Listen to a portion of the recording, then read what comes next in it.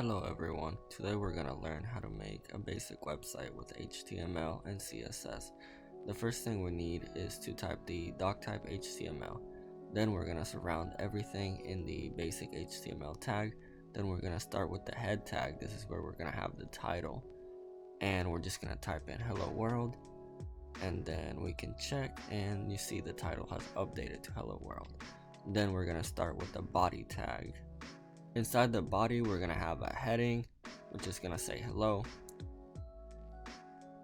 Then below that heading, we're going to add a paragraph with lorem, which is Latin filler text. And finally, below that, we're going to add a link that's going to go to another website or another page eventually. For now, we will use other as the link reference. And we'll just put click here for the text inside the link. And as you can see, we already have a pretty basic website. However, it has no styling or anything like that. So next, we're going to head back into the head tag and we're going to add a style sheet link, which is going to link back to a file called style.css, which then we're going to create. Before we can use that file though, we're gonna need to give some of our elements some classes.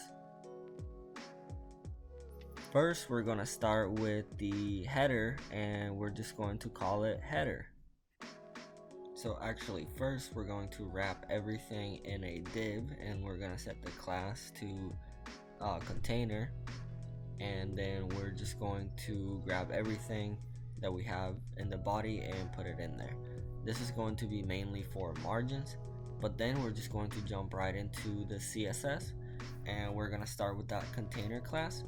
And the first thing we're going to do to it is we're going to set the width to 80%. Then we're going to set the margin left to auto and the margin right to auto also, and this will center it. You won't see anything at first, but that's because the page needs to be refreshed in order for your changes to show. So once you see right there that we refresh the page, then all the changes show. Then we're going to go into that header class and we're gonna do some changes with it. First, we're going to align it to the center. The next thing we're going to do to it is we're going to change the font family. And give me just a second here while I pick a font that I like. Okay, then we're gonna set the size to 96 pixels. And actually, I don't quite like this font, so I'm gonna go back and pick another one.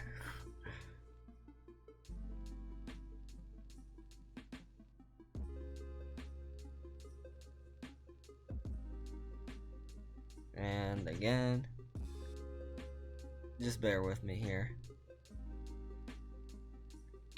Finally, once I have a font that I like, I decide to apply it to the whole container rather than just the header. And that way it applies to all the text.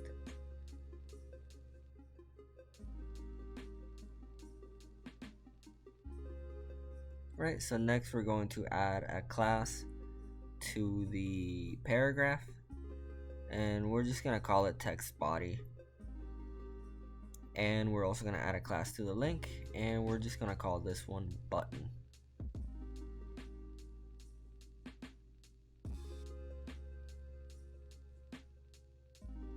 Right, then we're gonna go back to the CSS and we're going to first start with the text body and we're gonna do a couple of changes to it.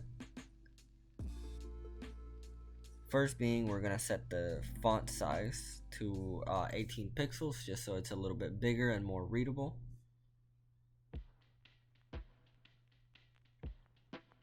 Then we're gonna set the background color to a very nice dark gray. Right, and as you can see, we refresh and some of the changes are already there. Then we're gonna set the color to white just so we can see the text. inside the container. And then here I'm meant to be setting the paddings, but I'm setting the margin, which is an accident, and we're gonna fix that right now. So we set the padding to 16 pixels, but I actually noticed that that wasn't enough, and I'm gonna actually set it to 32 pixels, and that's a little bit better. It's a little bit more consistent with what I'm looking for in the design here. And then we're gonna set the border radius to 32 pixels also, and that's gonna make it look a little bit rounded and just a lot more pleasant to really look at.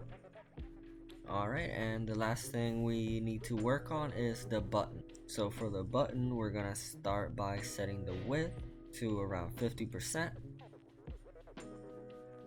And then we're also going to set the margin left and right to auto to center it.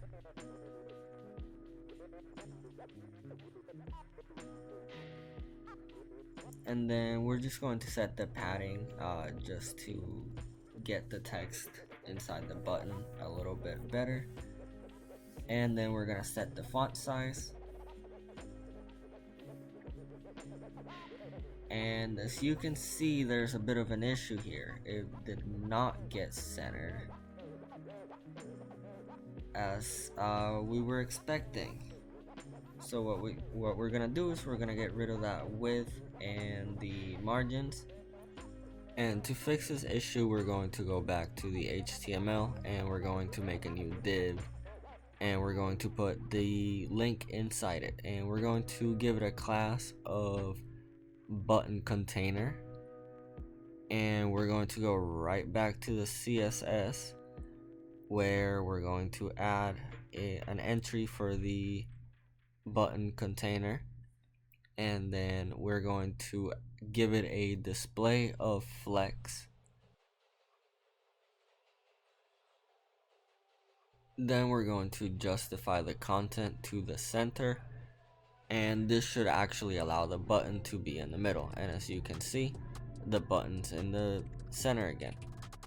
Another thing we're gonna do is we're gonna set the text align to center to get the text inside the button to be in the center and not in the corner. Then we're gonna set the color of the text to white so it's easier to read against the black, or well, dark gray background. Next, we're going to set the text decoration to none, and that's to remove that underline. And as you can see, once we refresh, looks a lot nicer, a lot cleaner, and it doesn't have that blue color that's really hard to read. After that, I decided to change the padding top of the button container a little bit, just to make sure that the button has some space from the text above. And then here we're going to go into the button and we're gonna make sure we do the colon hover, and this is going to activate whenever we hover over the button. Then we're going to do a transition, and we're going to set it to all for all the properties. Then we're gonna set it to 500 milliseconds, and we're gonna say ease in out, which gives it kind of a smooth transition effect. So then back here in the button hover, the first thing we're going to do is we're gonna set the background color to sky blue.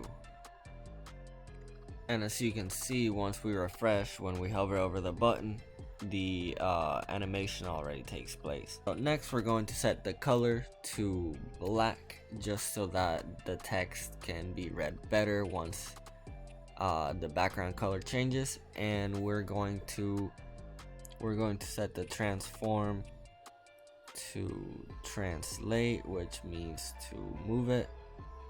And we're going to do, on the X we're gonna do -5 pixels, and on the Y actually we're gonna do 3 pixels on both of them, -3 pixels.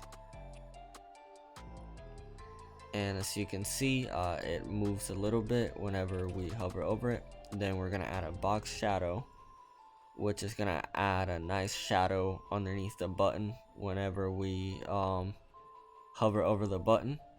And we're just gonna set it. We're just gonna set the values right here.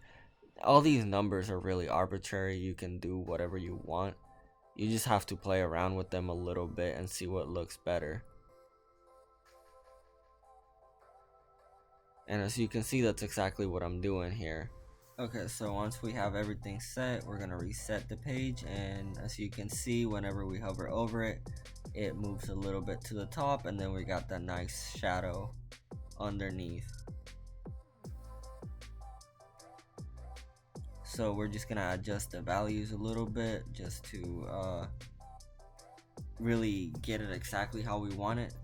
A lot of web development is doing this, kind of playing around with the numbers until you get something that looks how you want it to look. There are also plenty of tools and such online, for example, where you can pretty much tell it what you want and it will generate little pieces of CSS code for you, but it's still your job to integrate that into your website as a whole. So finally we do the final changes and we refresh the site, and as you can see, everything is working correctly. And this is a very simple site, but I hope it gave you an understanding of what you can do with just a little bit of HTML and CSS. In the next part, we're going to be getting into more in depth into it, as well as JavaScript.